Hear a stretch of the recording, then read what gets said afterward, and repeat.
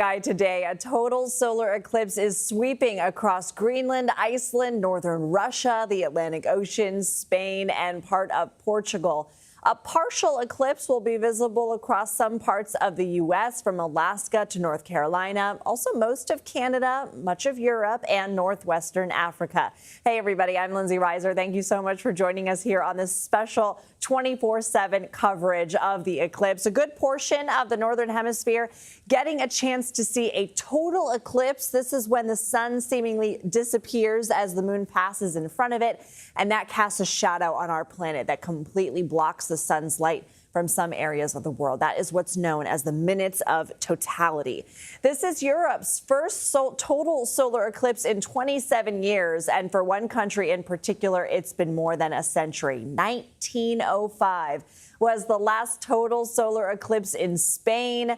And we are going to find CBS News meteorologist, senior national weather correspondent Rob Marciano in Mallorca. I mean, Rob, Spain is having a summer from the World Cup. Now this. Tell us what's going on.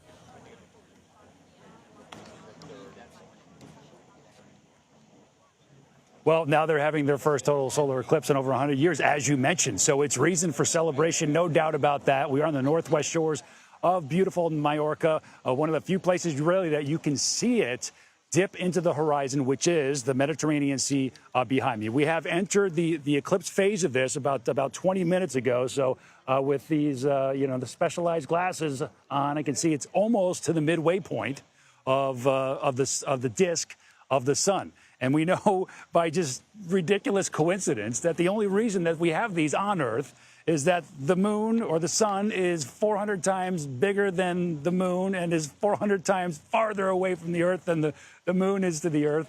And so that weirdly strange coincidence is why we have these amazing celestial events. It makes you think of is there a higher power? But there's been a lot of activity, not just up here at Jamore Hotel, where the Sky and Telescope eclipse party is happening. We're basically embedded with a boatload of Americans that couldn't be happier to see this eclipse. And why is that? I think the Americans are more excited about this thing than anybody else, probably because the Mallorcans, the Spaniards, have never really seen one if they haven't left the country. So it's going to be interesting to watch their reaction, the locals, when they see this special event. And of course, Lindsay, like with all eclipses, what's the wild card? The sky, the clouds. All it takes is one cloud to spoil the party. And there have been clouds on the horizon each and every night. And the problem with having a solar eclipse so close to the horizon, you've got that much more atmosphere to go through to see the thing. And so that you have that much greater a chance of something getting away of that thing, the sun and the moon. And so it's a little risky, but right now we're all systems are go. It's just way out there. There's some sort of high, thin cirrus cloud that may dim it at this point, but we got to keep our fingers crossed here.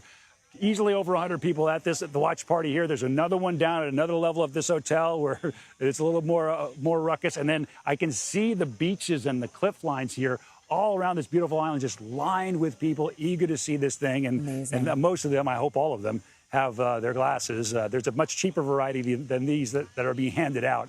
And that's what you need to watch it in part as it's partial.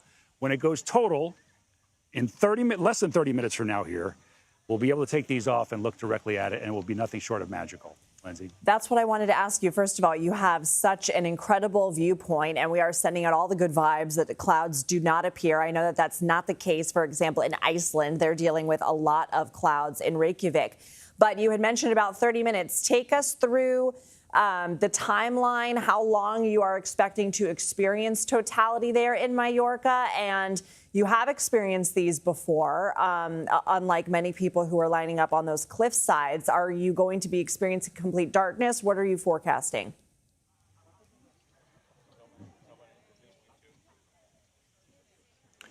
We're right in the center line, if you will, of totality. And the path is just, about 100 miles wide. So if you're in that path, and if you're in the center line of that path, kind of like a hurricane, if you're in the center line of the forecast, that's basically where the strongest winds are going to be. So we expect to see totality here for 90 to 96 seconds.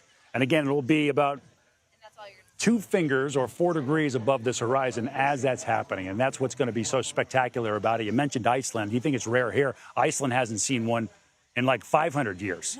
So it's always much more risky on the north part of Spain, certainly the UK, though that's not in the path of totality, and Iceland and Greenland. The farther north you go, pretty much any time of year, the higher chances of seeing some cloud cover. That's why, the smart money is on southern Spain and these islands to see totality with clear skies, and it looks like at least mostly clear skies is what we have on tap here. I know, Rob, that you've been talking to people. What is the farthest distance so far that you have encountered that someone has traveled there to witness this?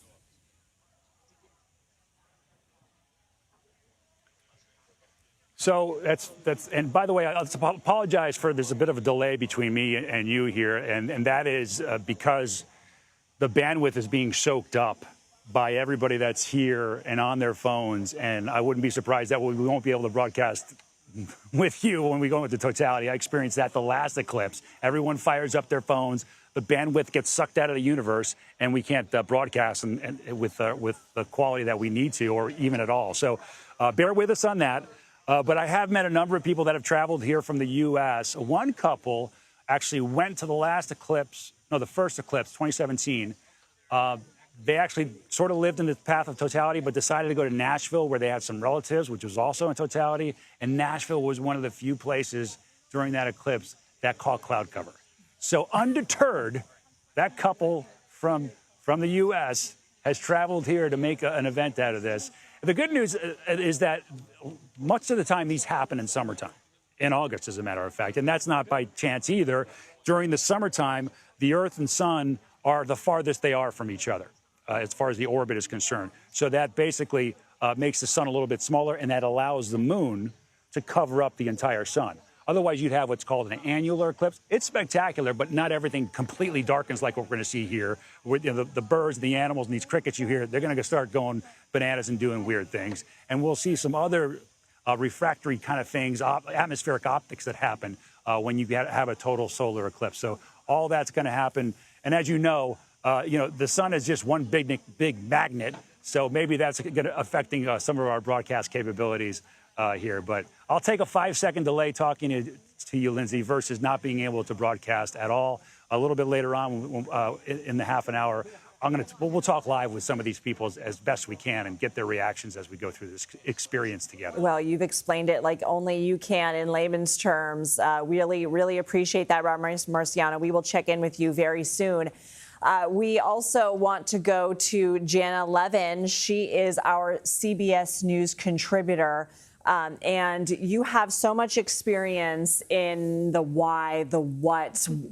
This obviously is a spectacle for the layman. Yes. But from someone who is a trained professional, what excites you about this? What are you looking for? Well, there's so much remarkable about what goes into something like a total solar eclipse.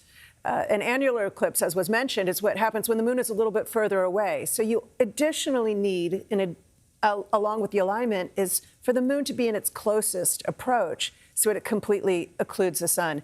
And that fact is a phenomenon of our history that seems completely accidental. We think that when the Earth was forming 4.5 billion years ago, that it was struck by another big object, small planetoid sort of thing, and it sloughed off material from the Earth and made the moon. So this is just a complete accident that we have such a big moon and that our moon just aligns just right, even though it's so much smaller than the sun. So I was saying earlier, we get the best eclipses in the solar system. Yeah, we do. So what is it that can be studied from something like this, other than being a beautiful spectacle? Well, the sun is a big magnet. It is very magnetically active, and it's not at the peak of its magnetic activity right now. It's got a kind of 11-year cycle. It's a couple years waning, but it's still pretty high. So it happens when the moon covers the brightest part of the sun's atmosphere as we see the corona, which is more tenuous. It's actually millions of degrees. It's really hot, but it's more tenuous. Corona, remind us what you mean. So the corona is a part of the atmosphere around the sun that we usually can't see because we're blinded by the sun's brighter atmosphere called the photosphere. So the corona is this incredibly hot, tenuous region around the sun that's just emitting these plumes. Some of our solar weather is coming from things like the corona. So they'll be able to see huge ejections of mass, were they to happen, coming off the sun. And what happens is when that strikes the Earth, we get things like the Northern Lights or the aurora borealis. We get the spectacular light show. But we're protected by our magnetic field. So we have this good relationship with the sun. But when we think about Mars or Moon, they don't have this protection. So they're actually exposed to all of this magnetism and this solar weather and these winds. And so we're observing that kind of activity. Do you have to have specialized equipment to see the level of detail you're talking about with the corona? Yeah, you do. We do have, we've made up our own eclipses, essentially, a technology to make an eclipse whenever we want, block out most of the sun and be able to look at these kinds of flares and these beautiful plumes and all of this activity. But there's nothing like the real thing. Yeah. So there is a jet in the air following totality, making observations with NASA to actually observe what's going on from within the Earth's atmosphere. I want to go ahead and put a pin in that and pick back up on that because that is fascinating. But I do want to go back to Rob Marciano in Mallorca because Rob has delivered. He is talking to somebody who cannot wait about 20 minutes or so, not even, for totality. Rob, introduce us. You guys had a lot of storms too, right? It's been good. But... Oh, hey guys, sorry. Talking to my new friend Richard Crater, who's from Eastern Pennsylvania. And Crater, by the way, just like the moon crater, which is playing a big role today. 18, how many eclipses have you been to? 18 or 19, I've lost track, because we've seen, for the last 35 years, I've been going to eclipses. Wow, so are all those total eclipses? I've seen some annulars, but the partials are not worth seeing. The annulars are good, but total it's night and day between a total and partial. So we were just talking about the annulars where it's full, but you know the sun and the moon are a different distance apart to where it's not quite covered. Exactly. Still, I haven't seen. I've seen one of those, but a total is there's nothing like it. There's nothing like a total. Everyone is different too. They're completely. I've never seen of the 18. I've never seen one that's like the previous ones. All right, so many Americans that are watching witnessed either or both of the 2017 Great American Eclipse or the 2024 North American Eclipse. What you saw those, obviously. Yes. How would you compare some of the others that you've seen to the ones we've seen back home? Oh, the best eclipse I've ever seen was actually in Chile, in these mountains. 2019? I don't even remember the year. It was like way back, actually, like 20 years ago. And we were on 11,000 feet up, totally clear. Nothing was there. And the shadow transverses over like 1,000 miles an hour and just enveloped us. And the stars came out. You saw a diamond ring effect, which you're going to see tonight. And everybody just got chills. And there was a bunch of scientists, it was my family with me, and everybody just was so excited and elated about it. You traveled with your family. Were you alone the first time you saw one? And No, I was with my family the first time in Hawaii back in 91. In 1991 in Hawaii, and that experience grabbed you. That made you, you've been an eclipse chaser ever since. Absolutely. Now, I'm like, you're much more experienced than me, but I'm kind of in that category now. When someone asks you, why you do this, spend a lot of time and money, quite frankly, to travel to places like this and see something that maybe is not guaranteed all the time. What's the answer you give them as to why you do this? It's an experience that is humbling and at the same time somewhat spiritual, because you realize how small we are, and the sun, the moon, and the universe is all grasp you in a moment. And the best part about an eclipse is the experience with other people. You want to see with other people, not alone. And everybody is all feeling that same excitement, and that's what draws me in. It's funny you say that. I spoke with somebody who was here at this resort as we're doing our live broadcast, and she said she had a room that had a beautiful view. She said, we're thinking about staying up here to watch it, the totality. And they're in some big party down the street. I'm like, no, go to where there are people. Absolutely. Because it's such a communal event. And there's so few communal events in our new society that we're in this society that bring us together like this. We're all rooting for the same thing. Everybody here wants the same thing. I've seen them where you don't see the eclipse at all because it's cloudy, and you're going to have totality where you see everything. And everyone is worth it because you're with the experience of other people that realize, even when it's totally dark from clouds, it becomes midnight. suddenly like that. And everybody gets chills, and it's just a wonderful experience to have. Who are you here with this time? My girlfriend, Mary. Hi, Mary. There she is. Oh, hey, Mary. Good to have you with me. Your first eclipse? Third eclipse. Oh, you're a veteran dragging too. her around. Yeah, you know, she looks like she's willing to here willingly. It's amazing stuff. Can you feel it's getting a little bit darker, right? Although, oh my goodness, We're almost half. oh boy, We're almost 50%. Yeah. You see that? We got some cloud cover. We got a little We're bit gonna of feel the cloud. temperature drop. We already felt it a little Yeah. bit. The temperature is not as bad as it was. So. Yeah, it's a little cooler, which is nice. It's been so hot, Lindsay. It's blazing hot here. Oh, you see people swimming in the Mediterranean, and we've been working all day. I'm like, Right. I just want to jump in that thing. It's so beautiful. Regardless, it's a spectacular place, and because these things often happen in August, it's a great excuse to take a vacation if you have the time and money to do so. And this certainly is a spectacular place to do it. All right, man, we got to do the no cloud dance. All Here right. we go. All right. Nice to meet Mary. it. All right, we're Yes. going to all experience Thank you. this together. Lindsay, that's just one of the many patrons that are here and from America that are, got it in their blood now. And I don't know if that's good or bad, but it's in my blood too. And it's a special club to be in, I suppose. Call me whatever you want. You can call us a nerd, a geek, whatever.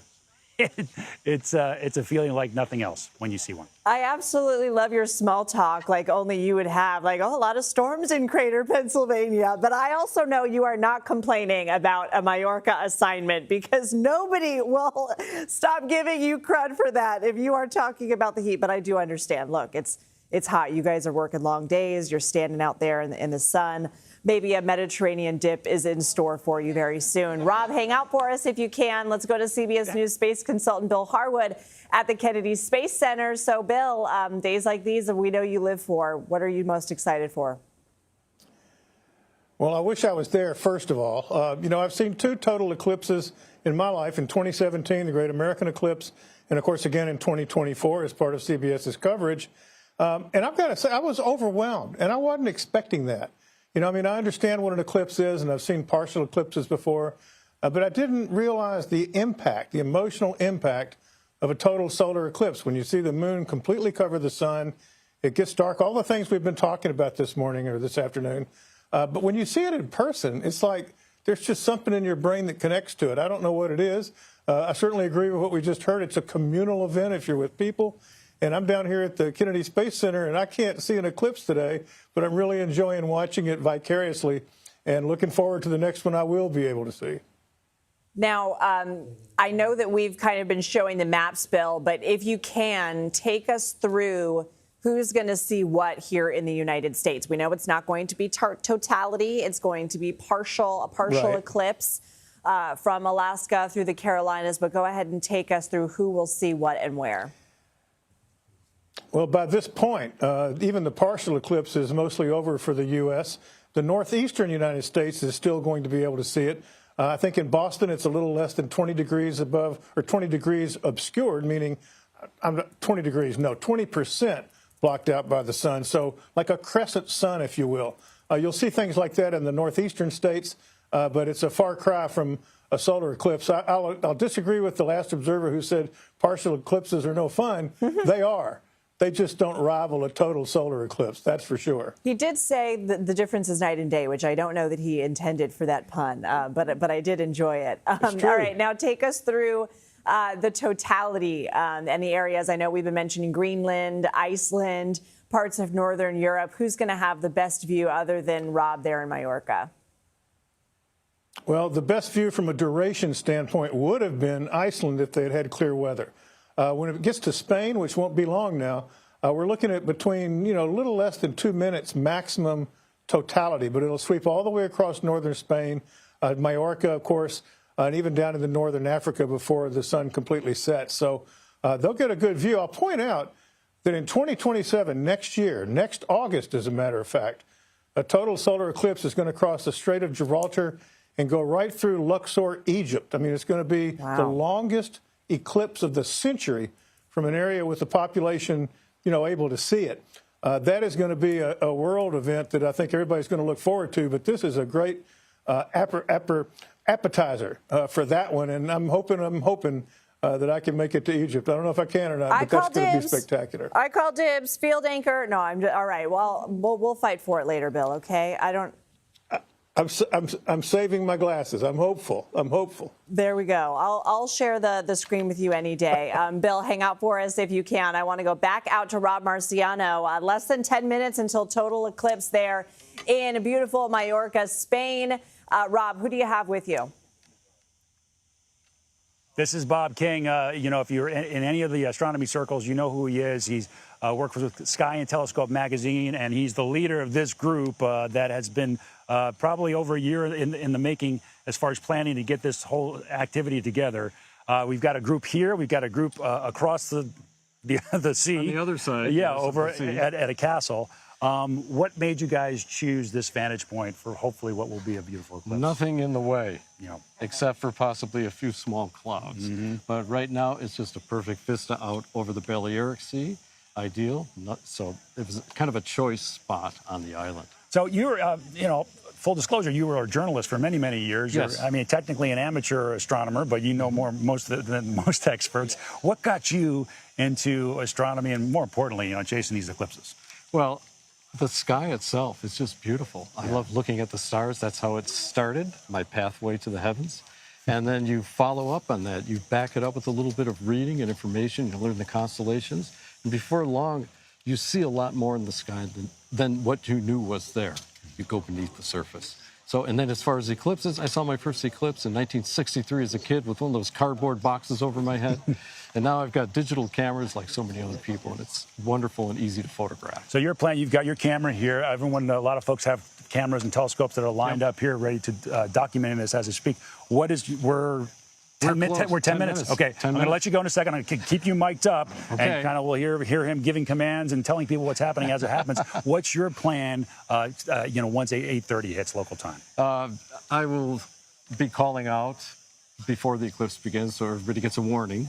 And then I'll be looking at it and taking pictures. First, taking pictures for a very short interval of time, and then spending 64 seconds just looking at it and enjoying it. So and that's my plan. So much of that. And so I'm going to do the same thing. Bob's my guy, all right? What he says, I do, which means I won't be broadcasting as much. I do want to soak it in. I want the crew to soak it in as well, because it is so special. What do you tell people that haven't seen a total eclipse when you try to describe it, what it feels like and what it means to somebody? You feel the universe moving in real time. You feel the grandeur of these large celestial bodies, and you're part of that process of seeing it. You're in the lineup, and so you are. It's just a very grand thing, connected to something bigger than yourself. Yeah, so so it's a spiritual thing for you in many ways. It is very much, too. It's beautiful, it's emotional, and it's very spiritual for me. Yeah, and communal. It's great to be around people when this happens. Look, they're already yelling out in the distance there. Yeah. Wait a minute, it's not total yet. That's all right, you can cheer. That's all right. But yeah, when you're with a group of people, it's actually best because you share that emotion with so many others. Right, all right, we're going to look there. You see, that's one of our cameras. It's getting close there. It's really a little bit delayed. All right. All right, Bob, we're going to let you go. Let you go. All right. You're going to hear him calling out commands. He's going to be like Peyton Manning out there. Omaha, Omaha. It's going to be amazing. And it is, almost there. Oh, it's almost there. Ooh. Lindsay, how do these look? I mean, they're pretty cool, right?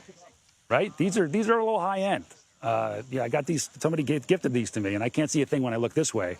But when I look this way, I can see just that sliver that is left. Wow. And it is masked somewhat by some high thin cirrus clouds. So not enough to completely knock it out, but maybe dim it somewhat. And I've seen several of these. This will be my fifth. I've seen two that have been dimmed by some sort of cloud cover, and they're just as special as well. So a couple of clouds. I look at it as a piece of art. It's just beginning to frame some things, and we're starting to see that framing here over the Mediterranean Sea. What do you think of that? Rob Marciano getting poetic on us. I'm going to choke up here. I was not expecting that, especially after the sunglasses comment. And I love that you're setting up expectations. Don't talk to me during this, Lindsay. I want to soak it in, which I will respect and I appreciate, because you guys deserve to take it in, and we'll bug you on the other side. But we will come to you again before we hit totality, Rob. So there's me setting expectations. Let's go back to Jan 11 here. I want to talk to you about the confluence of the scientific nature of this and the connectivity and the spiritual of it, because we just heard Bob there so eloquently say that this really connects you to something bigger than yourself. The communal nature really, I mean, that aspect really can't be underplayed because there is something, in the last eclipse I remember stepping out of my apartment in my neighborhood and everybody just being there to experience same thing, same time. And yes, people have their phones out. And yes, I hope that people do take some of that time and just view it with their eye and not their phone. But if you could just pick up on that and just, I know that you are of the science mind, but I also know you appreciate the biggerness of it. Yeah, the last eclipse that we saw here from New York, which was partial but dramatic, 90%, it was still pretty special. I was with 10,000 people in Greenwood Cemetery in Brooklyn. Wow. And so the whole combination of that, people were like tossed amongst the tombstones. You know, it was really quite spectacular, and people were really quiet and in the moment. If you remember, ancient astronomy was a science, but it was also really spiritual. This was how they were understanding the cosmos. The gods were in the sky. The constellations were the gods. And so we have this natural affinity for the sky, and our capacity to observe it just with the naked eye is extraordinary. What is so special about today is we can just see it. Yes, we need these glasses, but they're not magnifying. They're simply protecting our eyes. And that fact that human beings could witness the stars has really driven the course of civilization. One thing they're going to observe, which is really spectacular, is when the moon is very, very near totality, the actual mountain ridges and the craters of the moon create this landscape for the last rays of the sun to come through. And you see something called Bailey's beads, which are these little like globules of sunlight. And there's something called the diamond ring effect, which it really looks like a jewel atop a diamond ring. And that is something they'll be able to see just with the protection of those glasses. And that is so significant because when Galileo first looked at that, he realized, hey, this is a body like the Earth. The moon isn't a perfect God-like sphere. So he actually brought it into the realm of being like the Earth. And this really reoriented our notions about the sun, Earth, and moon. Such incredible descriptors that you are bringing to us. And I do want to go back to CBS News Senior National Weather Correspondent Rob Marciano because we are getting closer and closer. We see in León, Spain, the northern part of Spain, just that sliver there. Villalbido, I believe. Villalbado, Spain. I can see there, just a little sliver there. And I believe maybe I can see a little bit of that corona, unless it's just simply the image tricking me. All right, Rob, I'm gonna leave it to the professionals. You go ahead and take it. No, listen. Yeah, I can listen to you speak Spanish. They're just telling me all night long. And now somebody in the control room telling me our bandwidth is going, so we may be clicking out in and out. But we are 2.5 minutes away from this thing going, and I can still see it in my glasses. And if we go to our other camera that's perched on the balcony, just about 100 or 50 yards away from us, you'll be able to see it a little bit better with that specialized filter on it. You can see how that crescent is getting smaller and smaller, and just kind of framed by those high cirrus clouds, that cirrus cloud deck. They're not rain clouds, but they're just enough to cause a little bit of menace here. But I tell you what, I shouldn't take my glasses off just yet. But when you do, it is really, really awesome. All right, so what are we going to see here in the next couple of minutes? Well, for one thing, Bob is going to be shouting commands, so we'll listen to what he has to say. As it goes into totality, enters that, if it was clearer, I'm not sure it's going to happen now, but on the edges of it, we'll start to see the sun's rays go through the crevices and craters of the moon. And that's something called Bailey's beads. And at the very end of that, when it launches into totality, there may very well be one big bead shining bright, and they call that the diamond ring. Those two things are something that eclipse watchers want to see. The other thing that you want to do is look around and listen and watch for wildlife. Now, I heard birds and crickets just a few minutes ago. I hear nothing right now. The wildlife gets confused, especially the ones around here. It's been over 100 years since this has happened. And so they'll do weird things. And then there's something called, sometimes these shadows of light will ripple along the floor or the ground. And what's wild about those is that we think it's some sort of refractory thing happening, but we really don't have an answer for it. And one of the wonders of science is not being able to explain everything and seeing something like that when it happens. Not only is the wildlife getting quiet, but Lindsay, everybody here is getting quiet as well, just waiting eagerly for this to happen. Now you're hearing cheers begin to erupt. To answer your question, north of us in mainland Spain, they're already in totality. And so it's passing over us now. We're about to get in it, and we'll be in it for between 90 and 96 seconds. 8:30 and 20. What's beneficial right now is it looks like the cloud deck, the thickest part of this cloud deck, 15 seconds, is to the right of that. Watch for the shadow. It's coming across here on the right. You can see it. All right, he's talking about the shadow. Left, all the way overhead up to the right. That's the moon shadow coming. The moon shadow is up there. Oh! You can see the moon shadow right there. Just, that's moving over 10,000 miles an hour. Oh, Venus is above the Stars have popped out. Over to the left. Venus looks brighter than I've ever seen it before. It's really bright, yes. The cloud cover is taking over a little bit. You can just see the top of the ring right now. Yeah, that was pretty cool.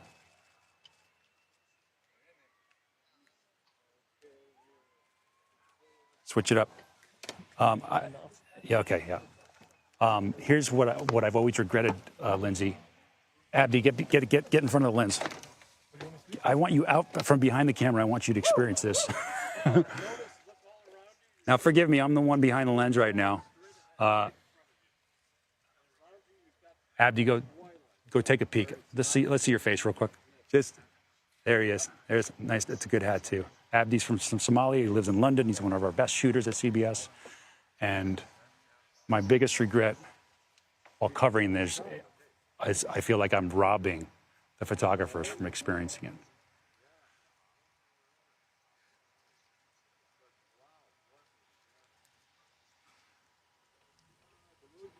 What's this red button do, Abdi? Is that bad? No, I'm not going to touch it. All right, so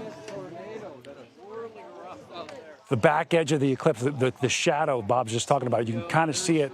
It's all bright over there, and now the shadow is right here. Now, I mean, we're not seeing the ring like that we all really want to see. It's not that clear because of those clouds, but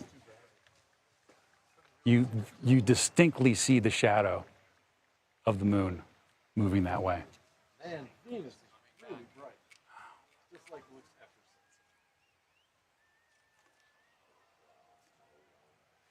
sunset. Oh my God.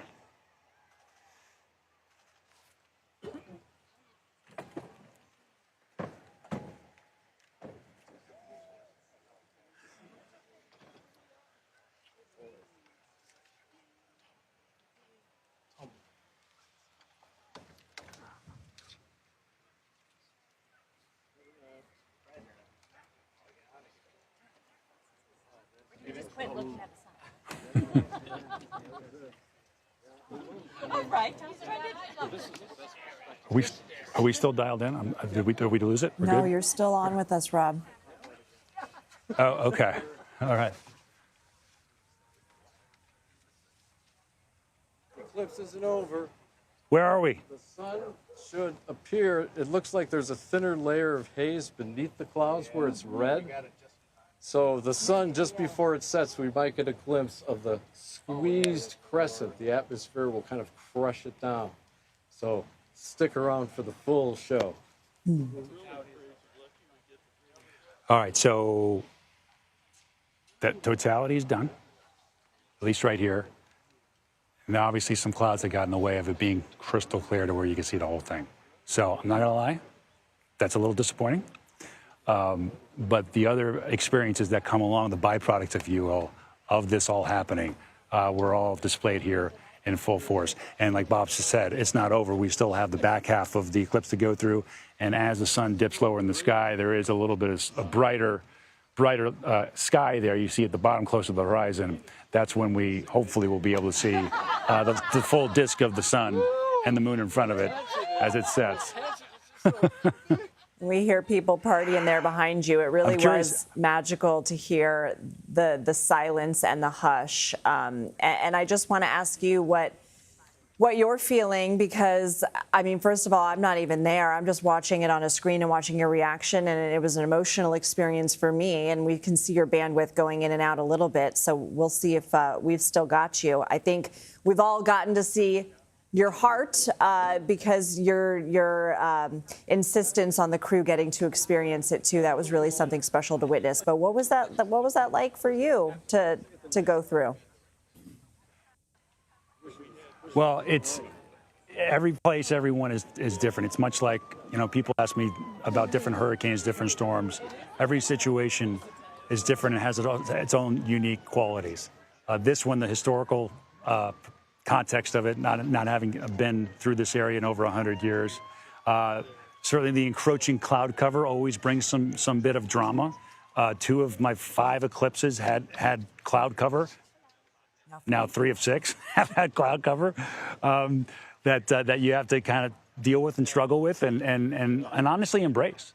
I mean, this is all part of the process, as they say. And when Mother Nature is involved, these clouds often at sunset create a beautiful canvas for the sunsets that we all love. And in this particular case, it did get in front of both the clouds and the moon just a little bit. But as you can see, we still got a good 45 minutes left to go, and as it dips below that horizon, maybe we'll see a little bit more. I mean, I'm not gonna lie, Lindsay. Like everybody wants to see all the things that we look to see in a total clear eclipse, but I've seen a couple of those already. So it's not like, you know, that means that this one wasn't great. This one has its own benefits as well. And have you ever been to Egypt, Lindsay? August 2027, you ready? So, you got an extra pair of those snazzy glasses? I'll get you. You can have mine. I'll get you a pair. So that one would be interesting as well. Well, the servers are passing around champagne now, so I guess that means it was a success in their eyes. I'm curious, and you know, we're a little bit hamstrung by the camera and the broadcasting now because of the bandwidth. But when I get to talk to a little bit more of these people, not just the folks that came to this party, but the locals, the workers here that live here, you know, what they thought of it as well. So we're almost in the books with this thing. I do want to, guys, if we can get it on the handheld mic and just, you know, go walk around and talk to people. Yeah, Rob, you go ahead and get set up for that. If you guys, you know, requires like some plugging and unplugging. If you sneak a glass of champagne off camera, we're not going to judge. We're not going to know. What happens in Mallorca stays in Mallorca. I appreciate. Very kind, very kind. But right now we're going to focus on plugging and unplugging and getting you a little bit more in the way. All right, we'll catch up with you in a second, okay? Let's go back out here to Jan 11 because it was crazy. You were saying the globules, the Bailey's beads. I think we saw that. Yeah, I think we caught it. Now, we might have caught it better with the camera than they were able to see, which is interesting. But it is quite a spectacular effect. And again, what it revealed is that the moon was kind of a natural object, and it had flaws. It wasn't perfect, a perfect celestial sphere, but it belonged to the same kind of valleys and hills and landscape that you would imagine for the planets or for the Earth. And so that was a real revelation. It really reoriented how we thought about the skies. Our moon, perfectly imperfect. Yes, and if you think about it, when Galileo was doing this, he was drawing. They didn't have photographic plates. They didn't have cameras like this. He was drawing pictures of craters and hills and valleys on the moon. You had mentioned the NASA jet that's flying in the path of totality. What is it that jet is going to be capturing and trying to examine? Well, there's a lot of different things that we don't understand, and we don't really understand the atmospheric implications, how it affects wildlife. We're talking about the clouds, but the clouds are part of this larger biosphere of the Earth and is very crucial to keeping the Earth warm, actually. The sun obviously provides us with its warmth and rays, but we're very far from the sun. We would be a frozen rock if that's all that was going on. We need our atmosphere. And we need the actual natural greenhouse effect of the atmosphere to rise the temperature of the planet enough to have oceans and life and all of this people to come and look at an eclipse. So all of these things are bound together. And it's things like that, and again, the magnetism of the sun and the activity of the sun. You're going to have to forgive this question because I'm a journalist, okay? But is it that the plane, because totality was what? Rob was experiencing it for 2 minutes, something like that, 90 seconds or 96 seconds. So is the idea then that the plane is following totality so that it has a longer amount of time to observe those disturbances? Yeah, no, it's a great question. This plane, I don't think, was going to observe it for very long, maybe a few minutes, longer than anybody on Earth would have seen. The longest that anybody would have seen was about 2 minutes and 18 seconds for this particular eclipse. The one that they're talking about in Egypt might be something like 4 minutes. Very long eclipse by standards. But there was a plane in the 1970s that actually followed an eclipse for like 74 minutes. And yes, you just keep following the path of totality. So you just keep relocating yourself to where the shadow, the umbra, the strongest shadow of the moon, is casting its mark on the Earth. And so, yeah, you can see eclipses from ways that were not intended by this natural system. The Artemis II astronauts on the far side of the moon were treated to an eclipse.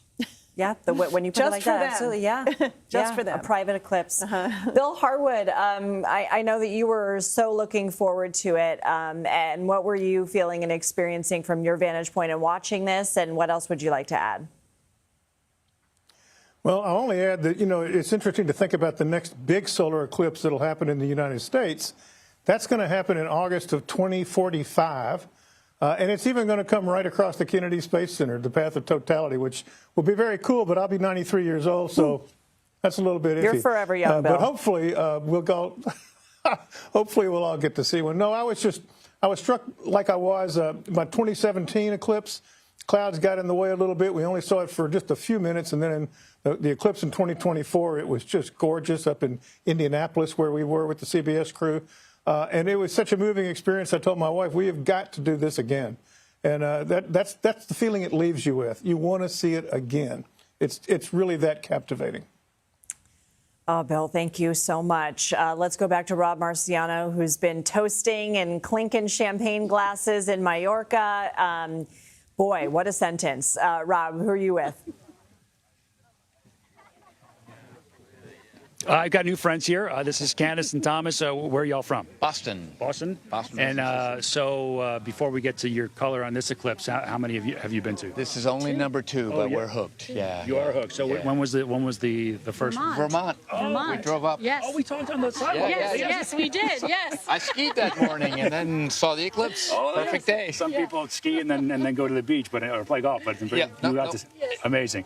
All right, yeah, that was special. This one was hot. Candace and I were seeking shelter from the sun earlier because it's so hot. I'm always in the shade. All right, so here we go, and then we're going to get back to it because it's getting fantastic again. What's your impression of this one now? Stunning. I recommend everyone see a totality in there. Put it on your bucket list. It's nothing. It's like nothing else. It's great. And being at this vista point in this part of the world. Well, even better. Yeah, that's a good Mallorca. What's to not love? Exactly. Go to Egypt. Go to Australia. Go see it. All right, have you booked Egypt yet? It's a little hot. Maybe Australia. Yeah. Oh, all right. That's in like 2 years, right? Yes. Right. Okay. Yes. Do it. All right, there you go. Chamber of Commerce for Australia. All right, guys, I'll let you get back to enjoying the very last part of this. Nice to meet you, Thomas. Nice to meet you. All right, Candace, I'll see you in the shade tomorrow at some point. All right, the one thing we didn't talk about, Lindsay, is that aside from all the optics, you do feel the temperature drop during totality because all that solar energy is blocked by the moon, being reflected back into space and being absorbed by the moon. But now, and I don't want to direct the show, but we should be taking our other camera so that you can see what we're seeing here, what I'm seeing here with my glasses on, which is the back half of where we just got out of totality, and now that sun and moon have dipped below that cloud deck. That was not well timed, but Mother Nature has her own things that she does. And now, this looks like Lindsay. Okay, when we talk about what makes each one special, this is what I'm going to remember the rest of my life, because this and it's like a sunset now, so I can look into it without the glasses.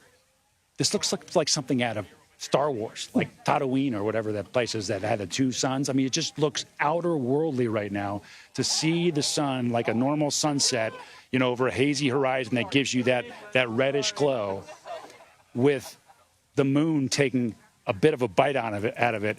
Its way out. What do you can see that, Lindsay, can't you? What's your impression of that, seeing it through the monitor? You know, I really can't. The background's kind of brighter, but you're the focus here. And so Wow. let's see if but we here, can, from another, can't we take our other camera should be all right, spot so why on. don't you step out of the frame? Now I'm going to be the director. That one's got a filter on, it's steadied. That's beautiful. All right, there you go. I'll do that. Yeah, I'm happy to do that, Lindsay. All right. I have to, it's you and Lindsay, you know, doing the dance right here. Wow. I mean, that's just so wild, right? It just now it looks like a giant cartoon moon, you know, and with that, you know, a little bit of a yellow tint, right? I mean, some cartoonists and children's books, you know, Goodnight Moon and all the rest, you know, they'll illustrate moons differently, and this sun with the moon taking a bite out of it, you know, almost looks like one of these big cartoon moons. That's really something. So now we're about, I mean, less than a finger over the horizon. So it's about 1 degree over the horizon. But a little party trick for you, by the way. If you take your finger and your thumb and you reach out, that's 22 degrees of the sky. And when next time there's a rainbow, you'll know what I'm talking about. But that is now it's set. That's not the ocean or the sea that it's setting over. You're starting to see the bottom part of that. Almost looks like a banana now. Okay, I don't know how many more analogies I can make, but now it looks to me like a bit of a banana.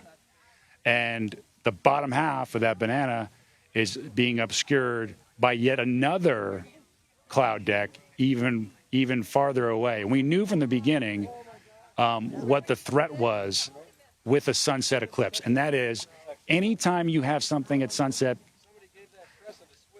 when it's lower in the sky, you have that much atmosphere that you have to get through to get to what you're looking at, and that means that much more of a chance of something getting in the way. In this case, it was like a mid and a high level cloud deck there.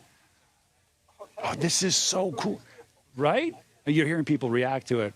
Sir, come on over here. Actually, well, you know what? I already posted because you were lining up your telescope while you were drinking a beer earlier, and I'm like, mad props. You didn't get me because I don't drink. Okay. Good try, though. Well, you look a lot like you. I think I just got somebody in trouble. I'm sure it's probably somebody different. Lindsay, see, I felt you project on me, Lindsay. You think of that I'm here drinking, and now I just accused a man of drinking. Well, anyway, I was going to ask you, are they passing around oysters? I mean, I am listening to you speak poetically about bananas and moons, but I think I saw an oyster. You know, I don't see anything. That was some bruschetta and something or other. I love how you're like scoping out the party. I want to feel like I'm there. Yeah, we all do. They're passing around something.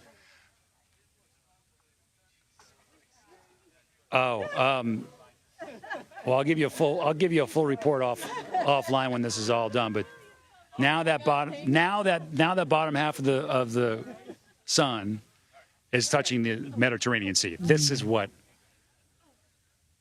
I've been wanting to see, and what so many people have come here to see, to not just see a sunset. We've all seen sunsets. Most of us have been blessed to see sunsets over some open body of water. If you live on the West Coast, you've seen more than most. If you live on the west side of Florida, you've seen more than most. If you've come to places like Majorca, you've seen something like this. But now you're seeing how the atmosphere, the different layers in the atmosphere, and the different layers of either moisture or temperature are now impacting the way that sun and moon combination looks to us. You see the waves in it. You see it's not quite as sharp of an edge. That's the atmospherics at the extreme lower level of the atmosphere impacting those light waves as they try to get through all that air, all that moisture to get to our van. Oh, and if there's That's almost, I almost see, there's a bit of a flare on the northeastern part of it. Oh, this is spectacular. This is so wild. When I asked Bob earlier, like, how rare is it to see an eclipse happening at sunset over the water like this? And he said, it's never really been documented. He's like, I'm sure it's happened. These things happen all over the world every 18 months. But has it ever happened in a place to where, you know, that's populated or that you can get to visibly see it?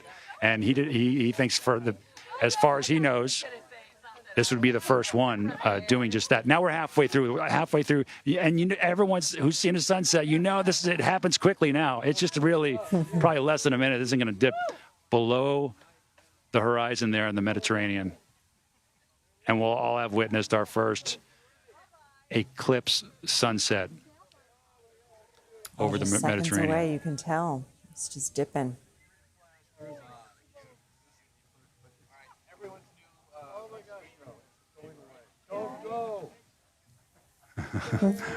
Bob's chanting, "Don't go." Yeah.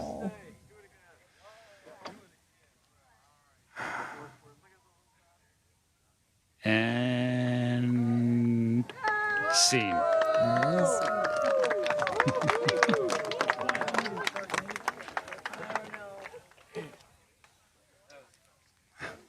That was the best. I just heard it. Okay, there you heard it. That was the best second half of an eclipse anybody has ever seen. Sometimes you don't get the whole salami. Sometimes you just get the second half of it. Stop laughing. That wasn't. that wasn't that. Sometimes you don't. Do we need to run? How much champagne was Oh, consumed in that small break? Lindsay, stop it. Look, I'll be the first to tell you that, like, if you can't do your job when you're in that state, you shouldn't be doing that job. But that has not happened tonight, okay? Not yet, at least. After this, it might be. Anyway, there's nothing spectacular, and people here now. You heard. What do you think? Oh, John, we saw you earlier. Yeah, absolutely. So this is your very second one? First, I can't remember. Second one. Second one from Nashville. Yes, Right, that's right. Okay. That's right. So, oh my God. So this is the couple, guys, I was telling you about. I don't know where my mic is. Where they went to the first American eclipse in 2017, traveled to Nashville because they had friends and family there, where they could have kind of stayed put, where they were in totality, and you got obscured by some clouds. Right. And here we are in Mallorca. It wasn't all clouds, but we saw some clouds. So what were you guys experiencing emotionally when this was all happening? Wonder and awe. Yeah. Yeah. It's incredible. Just complete amazement that that this is just a natural phenomenon, and it's so rare to see. And if you're lucky enough to get to see it, it's absolutely amazing. It's absolutely amazing what we just saw tonight. And so the anticipation, because I saw you guys early in the morning, and you look just as fresh as you were there. What was the anticipation like throughout the day today? Oh, just excited. Twitter pated all day. I could not wait to see the moon defeat the sun. What's that term? I was Twitter pated. Twitter pated.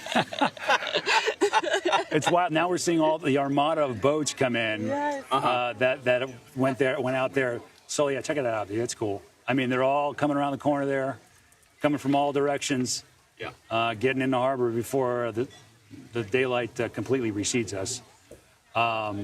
So that gives you an idea. I heard that your boy Matthew McConaughey was out there in a boat somewhere. Did you hear that? Did he give you a wave? I did not hear that. He was texting me a little bit. He was, okay. But, I was busy. Off the record. Exactly. So, okay, what's the plan next for you guys? There's another one next year. There was another one after that, another hemisphere. We are thinking about doing a cruise off the coast of Tunisia next year for the 27. Yeah, which would be really cool because we didn't get to see the ring and the corona. So that's what we want to see. Right. I think now that we're hooked, we're hooked. This is our second one. We still haven't seen full ring of light.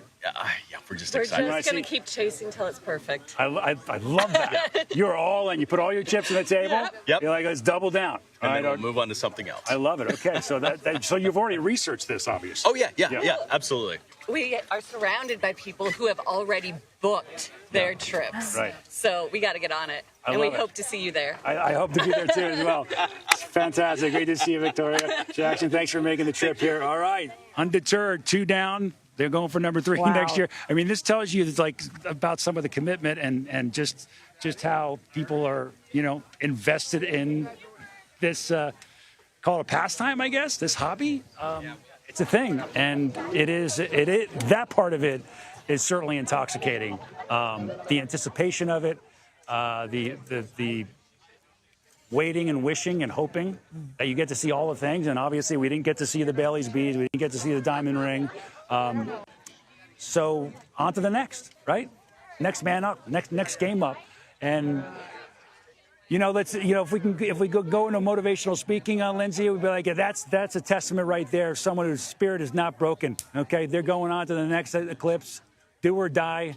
They will not be deterred by a few clouds. That just made this a little bit more unique. Is your inner motivational voice like from Jersey? I love it. But Twitter pated. We've learned a new word, to be giddily excited. We've got about 30 seconds left. Rob, thank you so much. Jana, quick final thoughts. Yeah, well, in a word. We won't always have total eclipses. Eventually, the moon will drift too far away.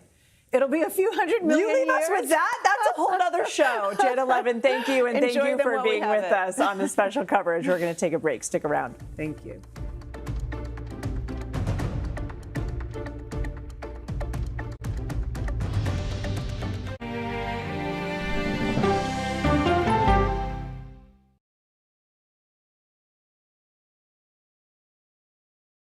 Hi, everybody. I'm Nora O'Donnell, and I want to tell you about my new podcast, Healthful. Every week, I bring you the latest science, Dr. Brem, myth-busting, and trusted medical expertise Perimenopause is hormonal chaos. We have biology to help you not suffer. to help you improve your health, your happiness. This is like such an aha moment, and just to improve your life. I think talking about this is so incredibly important. Healthful, a new CBS News podcast wherever you get your podcasts. One of the best compliments we can ever get comes from you, the viewer, where people say, you know what? I always learn something when I watch your show. Here's today's eye-opener. It's your world in 90 seconds. We want you to walk out the house fully equipped. How to keep your skin plump, young, Juicy, Nora. Juicy. Join us, because we think what, Nate? There's no better way to start your day. What he said.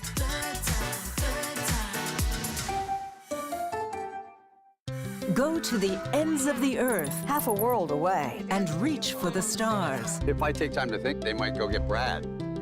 Experience thought-provoking, Something that speaks to people across time. innovative, It's this magical process. and truly original reporting. You've discovered you're more of a songwriter. Where does that leave you? Great question. Because there's always something new under the sun. There's a lot more on the menu. On CBS Sunday morning. Why doesn't he tell Republicans, come into my office, let's hammer this thing out? Margaret, it's a totally fair question. Politics isn't a game. Why are you opposed to this deployment? It's unconstitutional. Politics is about policy. I'm a voracious consumer of information, and I'm impatient. I don't like to be spun. To be moderator of Face the Nation means bringing the most powerful stakeholders to the table to become better informed.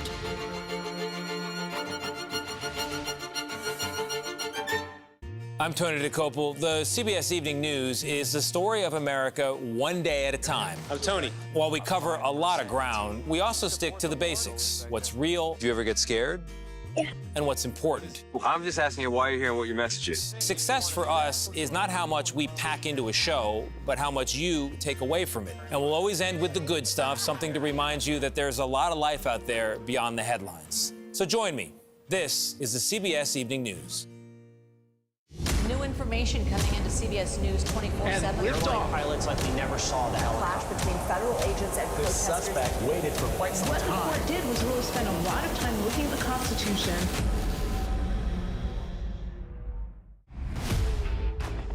This marshal's scene was designed to be the last line of defense in the region. Saddle up, cowboy. Try to keep up.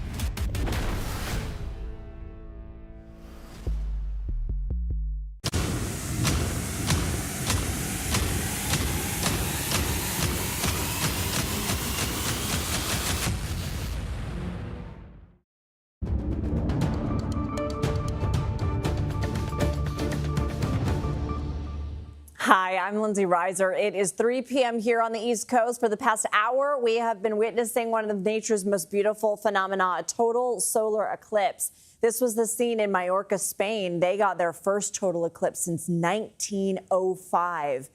Prior to Spain, the eclipse made its way through North America and into Northern Europe. So this was the scene in Stavanger, Norway. Sliver of the sun could be seen around 2 p.m. Eastern time. Now, for one country in particular, it's been more than a century. 1905 was the last total eclipse in Spain. Majorca is where we saw Rob Marciano. Parts of the United States were treated about an hour or two ago to a partial eclipse. Let's go ahead now and go to CBS News space consultant Bill Harwood at the Kennedy Space Center. So, Bill, can you help us understand what has to align perfectly in our atmosphere, in our solar system for something like this to happen? Well, it's when the moon obviously moves between the Earth and the sun. And if you happen to be, in the line of that shadow, the shadow that the moon is casting on the Earth, you see a total eclipse. And of course, that's what we were focused on today, Lindsay. But I want to point out that this was a spectacular show all the way across Europe. A friend of mine sent a picture of the sun from London, where it was 91% covered, 87% covered in Casablanca, 85% covered in Berlin. So even if those folks didn't get to see a total eclipse, they got a heck of a sky show today, and one, like you said, they haven't seen in a long, long time. It shows the whole solar system is in motion. It's a riveting thing to see, and I think millions of people enjoyed that opportunity. Can you help us and name some of the places that got treated to totality? Yeah, like you said, the maximum duration of totality was right over the western coast of Iceland, where I think the cloud cover probably blocked the view for most of the residents there. That's a disappointment. But the shadow of the moon crossed the northwestern coast of Spain, swept down across Spain to Valencia, and then out over the Mediterranean, Majorca, and then on down toward northern Africa. So it was not a long duration solar eclipse, about 2 minutes or so in Spain, or a little bit less. The eclipse in Egypt, as we've been talking about in next year, will be a 6-minute and 23-second duration, I think, much, much longer, and will allow a lot more people to see it. But they're all spectacular. And so if they got blocked out by clouds, it's always a disappointment. But, that's the nature of the beast. You got to have the alignment of the planets and the sun and the moon, but you got to have a clear sky. Bill Harwood, thank you so much, and thank you for being with us last hour, too. I do want to go now to Derek Pitts, chief astronomer at the Franklin Institute in Philadelphia and 2026 NASA Solar System ambassador. So, Derek, one thing that I wanted to ask you about, well, several things, but one thing is something that Rob had mentioned, and the hush that kind of went over all creatures, from human to wildlife. And what is it that we know about how wildlife reacts to these? And what is it that we don't know that we're hoping to learn more about?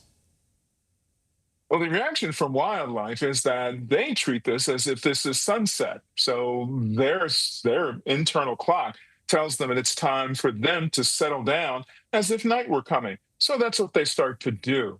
Now, for humans, the reason why that hush happens is because this is such an awe-inspiring event. And that's a really interesting distinction to make between animals and humans. Animals don't recognize what's happening. Humans have the ability to understand that we're actually looking at a celestial event that's defined by the celestial mechanics of the solar system. We have an opportunity to clearly see the motion of the moon in the sky against the bright sun. And that triggers in our brain a much deeper understanding of the three-dimensional nature of the solar system. And so that's what makes the hush. Also, just the visual spectacle of what you're seeing. At totality, when you're right there on the spot, you can see what is essentially a continuous sunrise and sunset 360 degrees all around you as you're immersed in the shadow. So those things put together make it an awesome experience that make humans sort of stop for a moment and take in what's happening. What were you able to see in Philadelphia? In Philadelphia, we had 7% of the sun's disk covered by the moon. So if you weren't aware that an eclipse was taking place, it would just look like a normal sunny day. But here at the Franklin Institute, I had 2 telescopes set up with filters to protect viewers' eyes, and we had families out with us today enjoying the view of the eclipse, both with the telescopes. We also used a small telescopic device called the Sun Spotter that projects an image of the sun so that people can see it in 2 different ways.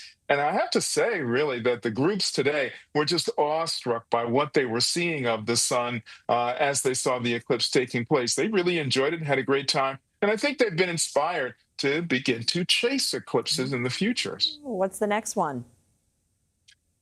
2027, next summer in August, out over Egypt. That's going to be the place to be. So let's all gather there and watch a really spectacular event out over the pyramids. That will really be something to see.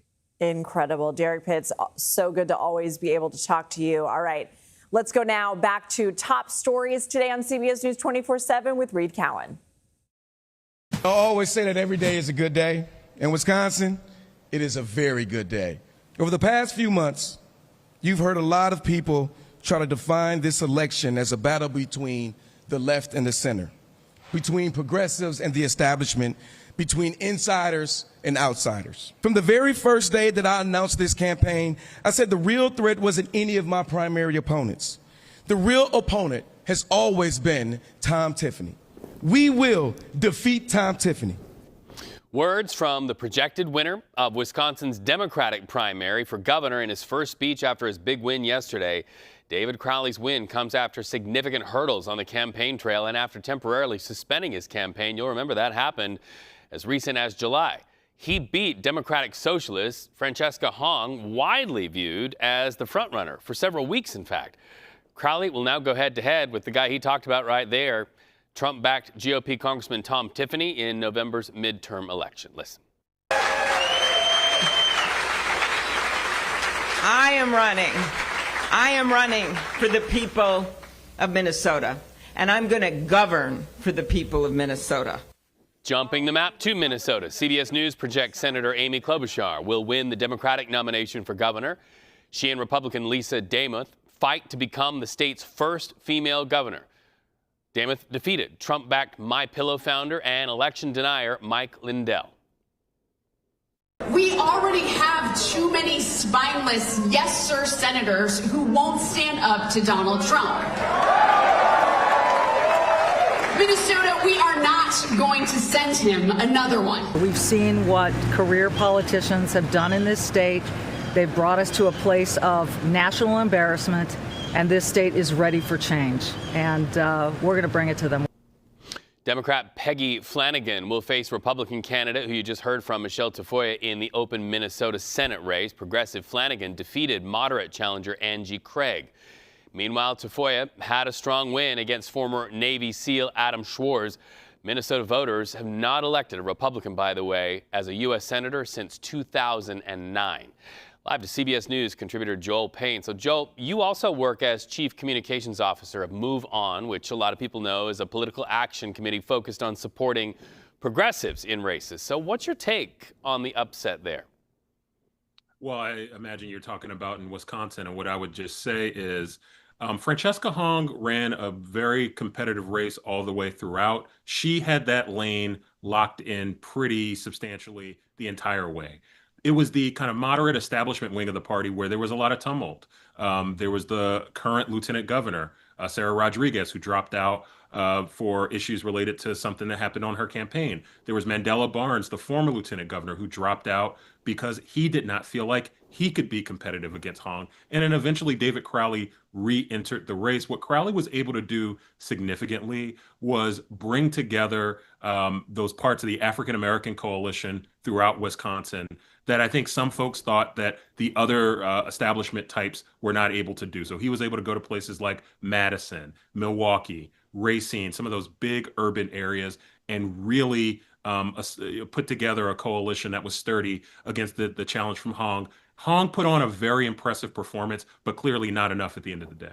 Well, and pollsters really sort of gave her the win, had Francesca Hong leading the race for several weeks. What does that say about polls and how much weight we as the citizens, the voters, should give to polls?